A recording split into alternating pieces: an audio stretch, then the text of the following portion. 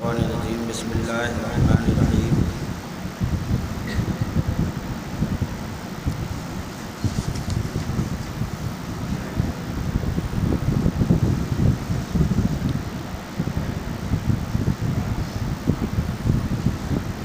امن ھذا الذی یرزقکم ان امسک رزقہ بل لجوا فی عتو ونفور افمن یمشی مکبا علی وجہہ اہدی ممن یمشی سویا علی صراط مستقیم قل هو الذی انشأکم وجعل لکم السمع والابصار والافئدہ قلیلا ما تشکرون قل هو الذی ذرأکم فی الارض والیہ تحشرون ویقولون متی ھذا الوعد ان کنتم صادقین قل انما العلم عند اللہ وانما انا نذیر مبین فلما رأوه زلفة سیئت وجوہ الذین کفروا وقیل ھذا الذی کنتم به تدعون قل ارأیتم ان اہلکنی اللہ ومن معی ورحمنا فمن یجیر الکافرین من عذاب علیم قل هو الرحمن آمنا به وعلیہ توکلنا فستعلمون من هو فی ضلال مبین قل ارأیتم ان اصبح ماؤکم غورا فمن یأتیکم بماء معین۔ اللہ تبارک و تعالی ارشاد فرماتا ہے، یا کون سا ایسا ہے جو تمہیں روزی دے اگر وہ اپنی روزی روک لے؟ یعنی کوئی نہیں، یا نہ انسانوں میں نہ اور کوئی مخلوق میں، کہ اللہ اگر اپنی روزی روک لے تو کوئی کسی کو رزق دے سکے، بلکہ وہ سرکش اور نفرت میں ڈھیٹ بنے ہوئے ہیں۔ تو کیا وہ جو اپنے منہ کے بل اوندھا چلے زیادہ راہ پر ہیں، یا وہ جو سیدھا چلے سیدھی راہ پر؟ تم فرماؤ، وہی ہے جس نے تمہیں پیدا کیا اور تمہارے لیے کان اور آنکھ اور دل بنائے۔ ان تین چیزوں کا ذکر اللہ نے خاص کر کیا کہ کان سے آدمی سنتا ہے، آنکھ سے دیکھتا ہے، دل سے سمجھتا ہے۔ تو انہی تین چیزوں کا اللہ نے خاص کر یہاں ذکر فرمایا کہ اللہ نے یہ تینوں چیزیں تمہارے لیے بنائی ہیں، تم حق سنو، حق دیکھو اور حق سمجھو۔ کتنا کم حق مانتے ہو؟ تم فرماؤ، وہی ہے جس نے تمہیں زمین میں پھیلایا اور اسی کی طرف اٹھائے جاؤ گے، اور کہتے ہیں یہ وعدہ کب آئے گا اگر تم سچے ہو؟ تم فرماؤ، یہ علم تو اللہ کے پاس ہے اور میں تو یہی صاف ڈر سنانے والا ہوں۔ یعنی اللہ کے رسول کہتے کہ قیامت آئے گی، تو کفار کہتے کب آئے گی قیامت؟ اگر سچے ہو تو تاریخ بتاؤ، دن بتاؤ، سال بتاؤ۔ تو اس کا کیونکہ اللہ کے رسول کو حکم نہیں تھا کہ قیامت کی سن بتا دی جائے، تو اللہ تعالیٰ نے قرآن میں حکم دیا ہے، محبوب ان سے کہہ دو کہ اس کا علم تو اللہ کے پاس ہے اور میں تو ڈر سنانے والا ہوں۔ جس کام کے لیے مجھے بھیجا گیا ہے تم لوگوں کو ڈرانے کے لیے کہ اللہ سے ڈرو، وہ کام میں کر رہا ہوں۔ قیامت کب آئے گی یہ بتانے کے لیے مجھے نہیں بھیجا گیا ہے، یہ اللہ، اس کا علم اللہ کے پاس ہے، اور اللہ نے مجھے اجازت نہیں دی ہے کہ یہ بتائے جائے کہ قیامت کس سن میں آئے گی۔ پھر جب اسے پاس دیکھیں گے کافروں کے منہ بگڑ جائیں گے، اور ان سے فرما دیا جائے گا یہ ہے جو تم مانگتے تھے۔ تم فرماؤ، بھلا دیکھو تو اگر اللہ مجھے اور میرے ساتھ والوں کو ہلاک کر دے یا ہم پر رحم فرمائے تو وہ کون سا ہے جو کافروں کو دکھ کے عذاب سے بچا لے گا؟ یعنی قیامت کے دن جب دیکھیں گے اللہ کے عذاب کو، تب اللہ کی جانب سے کہا جائے گا کہ یہ وہ ہے جسے تم مانگتے تھے۔ تم فرماؤ، وہی رحمان ہے، ہم اس پر ایمان لائے اور اسی پر بھروسہ کیا، تو اب جان جاؤ گے کون کھلی گمراہی میں ہے۔ تم فرماؤ، بھلا دیکھو تو اگر صبح کو تمہارا پانی زمین میں دھس جائے تو وہ کون ہے جو تمہیں پانی لا دے نگاہ کے سامنے بہتا؟ یعنی جو زمین سے نکال کر پانی پی رہے ہو، اگر یہ پانی اللہ زمین کے اندر لے جائے تو کوئی نہیں ہے کہ اس پانی کو واپس لا سکے۔ بسم اللہ الرحمن الرحیم، نون والقلم وما یسطرون۔ یہ سورہ قلم ہے جسے سورہ نون بھی کہتے ہیں۔ اللہ فرماتا ہے قلم اور ان کے لکھے کی قسم۔ یہاں اللہ تعالیٰ قلم کی قسم کھا رہا ہے۔ اس قلم سے مراد یا تو عام قلم جو ہم لوگ لکھتے ہیں، یا مفسرین اکرام فرماتے ہیں یہ وہ قلم ہے جس سے لوح محفوظ پر لکھا گیا۔ اللہ تعالیٰ نے سب کی تقدیریں جس سے لکھی ہیں وہ قلم ہے، اللہ اس کی جو ہے قسم فرما رہا ہے، قلم اور ان کے لکھے کی قسم، یعنی جو کچھ اس نے لوح محفوظ پر لکھ دیا اس کی قسم۔ اللہ تعالیٰ نے قلم کی قسم ذکر فرمائی۔ اس قلم سے مراد یا تو لکھنے والوں کے قلم ہیں جن سے دینی و دنیاوی مسائل و فوائد وابستہ ہیں، اور یا قلم اعلیٰ مراد ہے جو نوری قلم ہے اور اس کا طول فاصلہ زمین و آسمان کے برابر ہے۔ یعنی کتنا لمبا قلم ہے یہ جس سے لوح محفوظ پر لکھا گیا، تو کہتے ہیں اتنا لمبا ہے کہ زمین اور آسمان کے درمیان جتنا فاصلہ ہے اتنا بڑا یہ قلم ہے۔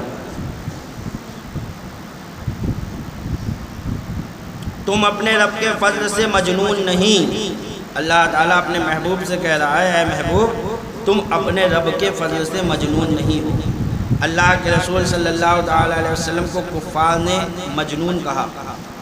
ولید بن مغیرہ ایک شخص تھا، اللہ کے رسول کی شان میں توہین کی، آپ کو مجنون کہا اس نے، تو اللہ تعالیٰ نے اپنے محبوب کو تسلی دی اور فرمایا تم اپنے رب کے فضل سے مجنون نہیں، اور ضرور تمہارے لیے بے انتہا ثواب ہے۔ گھبراؤ مت، کس بات کا؟ یہ جو لوگ تمہیں برا بھلا کہہ رہے ہیں، اے محبوب تمہاری شان تو بڑی الفا و اعلیٰ ہے۔ اعلیٰ حضرت فرماتے ہیں فرش والے تیری شوکت کا علو کیا جانے، خس روا عرش پہ اڑتا ہے پھریرا تیرا، تو جس کا عرش پر پھریرا اڑتا ہو ان کی شان کا کیا کہنا؟ کسی عام آدمی کی کیا مجال کہ ان کو گالیاں دے، لیکن پھر بھی دے رہے ہیں، اور اس پر اللہ کے رسول نے صبر کیا، تو اللہ تعالیٰ فرماتا ہے اس صبر کا ثواب تمہیں بہت ملے گا، اور ضرور تمہارے لیے بے انتہا ثواب ہے، اور بے شک تمہاری خوبیاں بڑی شان کی ہیں۔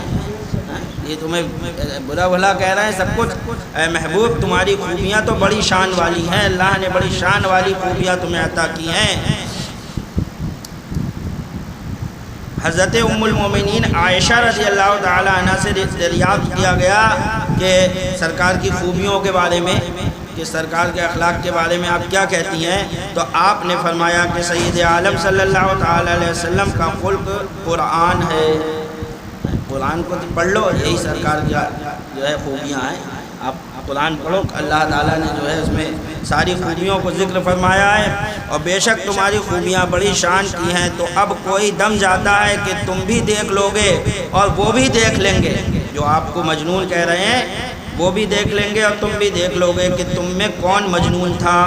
بے شک تمہارا رب خوب جانتا ہے جو اس کی راہ سے بہکے، اور وہ خوب جانتا ہے جو راہ پر ہے، تو جھٹلانے والوں کی بات نہ سننا، وہ تو اس آرزو میں ہیں کہ کسی طرح تم نرمی کرو تو وہ بھی نرم پڑ جائیں۔ وہ یہ چاہ رہے ہیں کہ آپ شریعت میں تھوڑی نرمی کریں، لیکن اے محبوب شریعت کا جو حکم ہے آپ وہ فرماتے رہیں، شریعت میں کسی طرح کی کوئی جو ہے بدلاؤ نہیں ہوگا، جو شریعت کا حکم ہے وہ ہوگا۔ یہ نہیں کہ لوگوں کے ماحول کو دیکھ کے کچھ تبدیلیاں کر دی جائیں، بلکہ نہیں، قرآن نے جو حکم نازل کیا ہے وہ قیامت تک کے لیے ہے۔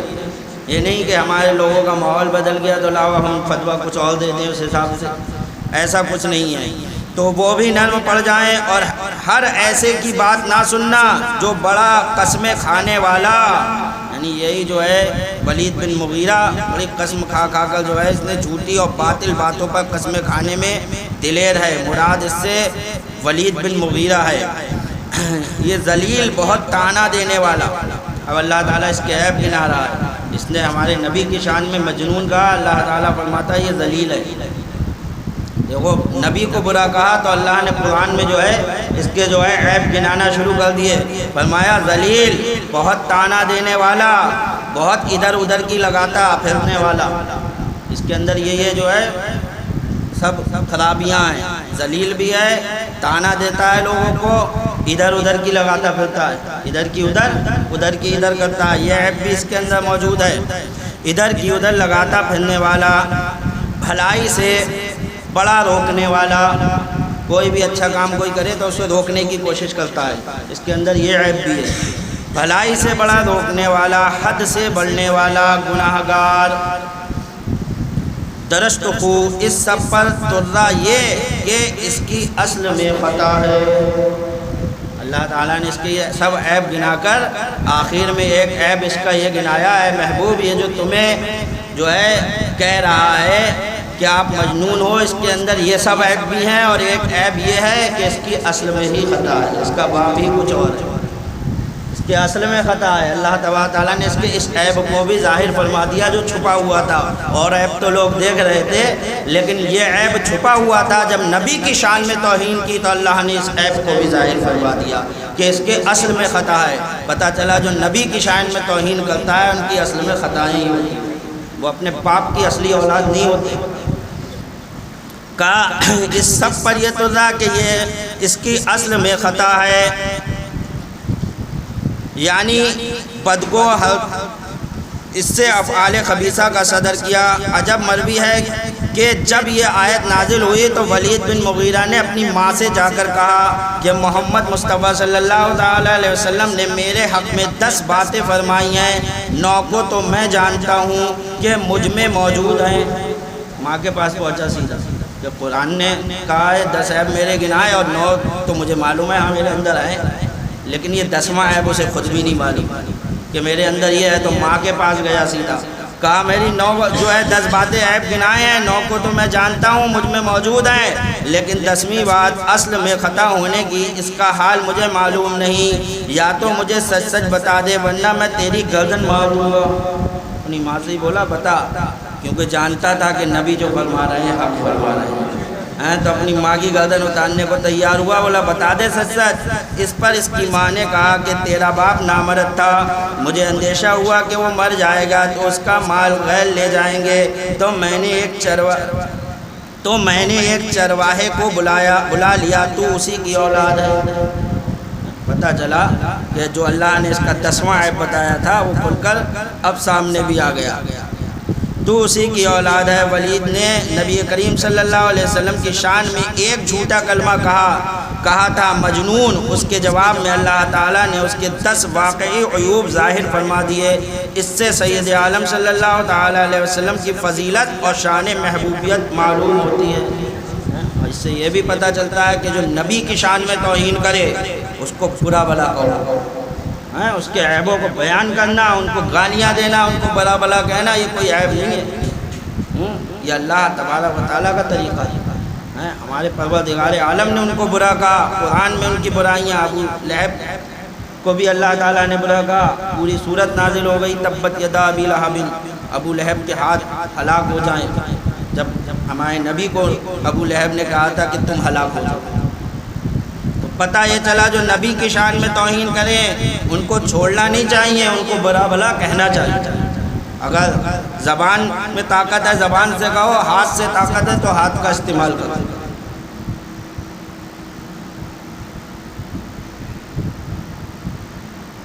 اس پر کہ کچھ مال اور بیٹے رکھتا ہے، جب اس پر ہماری آیتیں پڑھی جائیں کہتا ہے کہ اگلوں کی کہانیاں ہیں، قریب ہے کہ ہم اس کی سور کی سی دھوتنی پر داغ دیں گے۔ اللہ فرمایا ان قریب ہم اس کی سور کی سی دھوتنی پر، اس کا چہرہ جو ہے وہ سور کی طرح۔ کون کہہ رہا ہے؟ اللہ کہہ رہا ہے۔ آج ہم لوگ کہہ گئے ارے بریلوی مولوی بہت غلط بول جاتے ہیں، ایسے نہیں بولنا چاہیے۔ یہ تو سوچو کہ ان کمبختوں نے ہمارے نبی کی شان میں توہین کی ہے، اور ہم بول رہے ہیں تو بریلوی مولوی بہت سخت بول جاتے ہیں۔ انہیں اس ممبر میں ایسے نہیں بولنا چاہیے، ویسے نہیں بولنا چاہیے۔ اللہ تو قرآن میں فرما رہا ہے جو قرآن مسجد میں پڑھا جاتا ہے بلکہ نماز میں پڑھا جاتا ہے۔ ابھی یہی ہم نماز میں یہی آیت کریمہ نماز میں پڑھیں گے تو بولو ثواب ملے گا نہیں ملے گا؟ ملے گا۔ یہی آیت کریمہ پڑھیں گے سنسمہ علی الخرطوم، قریب ہے کہ ہم اس کی سور کسی دھوتنی پر داغ دیں، تو نماز میں ہم اس کو سور کہیں گے اور ہمیں ثواب ملے گا نہیں ملے گا؟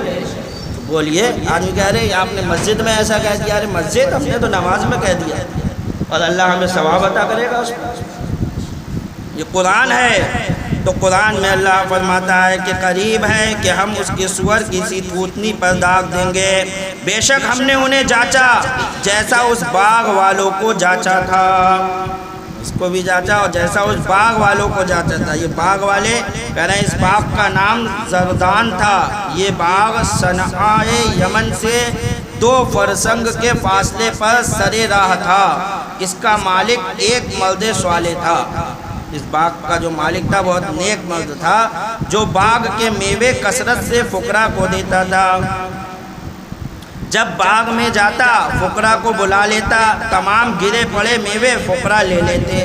جب بھی باغ میں جاتا جتنے گرے ہوئے ہوتے پھل سب فقیروں کو بلا کے کہتا لے جا، فقیروں کو دے دیتا۔ اور باغ میں بستر بچھا دیے جاتے، جب میوے توڑے جاتے تو جتنے میوے بستروں پر گرتے وہ بھی فقراء کو دے دیے جاتے، جتنے بستر پر گرتے وہ بھی فقیروں کے لیے، کہ یہ بھی فقیروں کو دیے جائیں۔ اور جو خالص اپنا حصہ ہوتا اس سے بھی 10واں حصہ فقراء کو دے دیتا، یعنی اب جو توڑا تھا اس نے بیچنے کے لیے اس میں سے بھی 10واں حصہ وہ غریبوں کو دے دیا کرتا۔ کتنا بڑا سخی تھا۔ اسی طرح کھیتی کاٹتے وقت بھی اس نے فقراء کے حقوق بہت زیادہ مقرر کر رکھے تھے۔ اس کے بعد اس کے 3 بیٹے وارث ہوئے، تو جب اس کا انتقال ہو گیا تو 3 بیٹے ان سب باغوں کے اور کھیتوں کے وارث ہوئے۔ انہوں نے باہم مشورہ کیا کہ مال قلیل ہے، کنبہ بہت ہے، اگر والد کی طرح ہم بھی خیرات جاری رکھیں تو تنگ دست ہو جائیں گے۔ بتائیے، یہاں بے شک کہنے کی جگہ نہیں ہے نہیں، معاذ اللہ، مطلب اللہ کی راہ میں خیرات کریں تو تنگ دست ہو جائیں گے؟ نہیں ہوں گے، بلکہ اللہ کی راہ میں جتنا دیتا ہے اللہ تعالیٰ اتنا ہی اس کو نوازتا چلا جاتا ہے نہیں؟ تو یہ انہوں نے کہا کہ ہم تنگ دست ہو جائیں گے۔ آپس میں مل کر قسمیں کھائیں کہ صبح تڑکے لوگوں کے اٹھنے سے پہلے باغ چل کر میوے توڑ لیں گے۔ صبح ہی اٹھیں گے تاکہ کوئی فقیر، کیونکہ معلوم تھا فقیروں کو کہ یہ تو ان کے گھر کا سلسلہ ہے تو سب خود ہی پہنچ جاتے تھے۔ کہا اتنے صبح چلیں گے کہ فقیر اٹھنے بھی نہ پائیں اور سب توڑ کر پہلے ہی وہاں سے ہٹا دیں گے۔ چنانچہ ارشاد ہوا تو جب انہوں نے یہ پلان بنایا تو اللہ فرماتا ہے جیسا اس باغ والوں کو جانچا تھا، جب انہوں نے قسم کھائی کہ ضرور صبح ہوتے اس کے کھیت کاٹ لیں گے اور انشاءاللہ نہ کہا، اس پر انشاءاللہ انہوں نے کہا نہیں، تو اس پر تیرے رب کی طرف سے ایک پھیری کرنے والا پھیرا کر گیا اور وہ سوتے تھے تو صبح رہ گیا جیسے پھل ٹوٹا ہوا۔ پھر انہوں نے صبح ہوتے ایک دوسرے کو پکارا کہ تڑکے اپنی کھیتی کو چلو، اگر تمہیں کاٹنی ہے تو چلے، اور آپس میں آہستہ آہستہ کہتے جاتے تھے کہ ہرگز آج کوئی مسکین تمہارے باغ میں آنے نہ پائے، آج کوئی نہ آنے پائے۔ پہلے سے یہ پلاننگ بنا رکھی تھی، یعنی باغ پر یعنی ایک بلا آئی جو اللہ تعالیٰ نے فرمایا کہ پھر ایک آنے والا پھیرا آیا اور پھیری کرنے والا پھیرا آ کر لے گیا، یعنی ایک بلا آئی جس سے اس کی تمام جو ہے کھیتی اور تمام جو پھل تھے وہ سب برباد ہو، کچھ نہیں بچا اس میں۔ تو یہ لوگ پہنچے وہاں پر باغ میں اور تڑکے چلے اپنے اس ارادے پر قدرت سمجھتے، پھر جب اسے دیکھا بولے بے شک ہم راستہ بہک گئے۔ جب اپنے باغ میں پہنچا تو وہاں کا حال ہی خراب، بالکل ایک بھی پھل موجود نہیں، اور کہاں کل ڈھیروں لدے ہوئے تھے، تو بولے راستہ بھول گئے، کسی اور کے باغ میں آ گئے، اپنا کہاں ہے یہ، میں تو بہت پھل لدے ہوئے تھے، کچھ نہیں ہے یہاں پر، راستہ بہک گئے، بلکہ ہم بے نصیب ہوئے۔ لیکن جب ادھر ادھر دیکھا تو پہچان لیا یار باغ تو اپنے ہی ہے، تو پھر بولے نہیں راستہ نہیں بھولے ہیں، بلکہ ہم پر خدا کی مار پڑی ہے، بلکہ ہم بے نصیب ہوئے، یعنی باغ کو کہ اس میں میوہ کا نام و نشان نہیں، یعنی کسی اور باغ پر پہنچ گئے ہیں، ہمارا باغ تو بہت میوے دار ہے۔ پھر جب غور کیا اور اس کے در و دیوار کو دیکھا اور پہچانا کہ اپنا ہی باغ ہے تو بولے کہ ہم بد نصیب ہوئے اس کے منافع سے مسکینوں کو نہ دینے کی نیت سے، جو ہم نے فقیروں کو دینا بند کر دیا، ہمارے والد دیا کرتے تھے، یہ اسی کا نتیجہ ہے کہ اللہ تعالیٰ نے ہم سے سب کچھ چھین لیا۔ ان میں جو سب سے غنیمت تھا بولا کیا میں تم سے نہیں کہتا تھا کہ تسبیح کیوں نہیں کرتے؟ بولے پاکی ہے ہمارے رب کو، بے شک ہم ظالم تھے، ہم نے غلط کیا، بہت برا کیا۔ اب ایک دوسرے کی طرف ملامت کرتا متوجہ ہوا، بولے ہائے خرابی ہماری، بے شک ہم سرکش تھے، امید ہے ہمیں ہمارا رب اس سے بہتر بدل دے، ہم اپنے رب کی طرف رغبت لاتے ہیں۔ فوراً معافی مانگی، چلو انہیں توفیق تو ملی اتنی ہیں، لوگوں کو تو جو ہے غلطیوں پہ غلطیاں کرتے رہتے ہیں اور برباد ہوتے رہتے ہیں، لیکن انہیں توفیق ہی نہیں ملتی کہ لاؤ توبہ کر لیں اب کہ ہم کس وجہ سے آخر ہماری یہ حالات ہو رہی ہیں، تو کہا کہ ہم اپنے رب کی طرف رغبت لاتے ہیں۔ جب انہوں نے یہ کہا تو اس کے عفو و کرم کی امید رکھتے ہیں۔ ان لوگوں نے صدق و اخلاص سے توبہ کی تو اللہ تعالیٰ نے انہیں اس کے عوض اس سے بہتر باغ عطا فرمایا، جس کا نام باغ حیوان تھا، اور اس میں کثرت پیداوار اور لطافت آب و ہوا کا یہ عالم تھا کہ اس کے انگوروں کا ایک خوشہ ایک گدھے پر بار کیا جاتا تھا۔ اتنا زیادہ بڑا انگور آتے تھے کہ پورے ایک گدھے پر ایک خوشہ رکھ دیا جاتا تھا۔ تو اللہ نے ان کی آزمائش لی، تو جب انہوں نے توبہ کر لی تو اللہ نے انہیں معاف بھی کیا۔ تو پتہ یہ چلا ہمارے اوپر آزمائشیں آئیں تو یہ سوچنا چاہیے کہ ہماری کون سی غلطی کے سبب ہمیں یہ جو ہے صلہ مل رہا ہے، فوراً رجوع لانا چاہیے۔ انہوں نے اپنی غلطی کو پہچانا کہ ہم نے واقعی غلط کیا، اللہ کی راہ میں دینے سے کم نہیں ہوتا۔ یہ آدمی کی بہت بڑی بھول ہے۔ آپ لوگ جتنا اللہ کی راہ میں خرچ کریں گے اللہ تعالیٰ اتنا ہی آپ کے مال کو بڑھائے گا۔ وَمَا عَلَيْنَا إِلَّا الْبَلَاغُ۔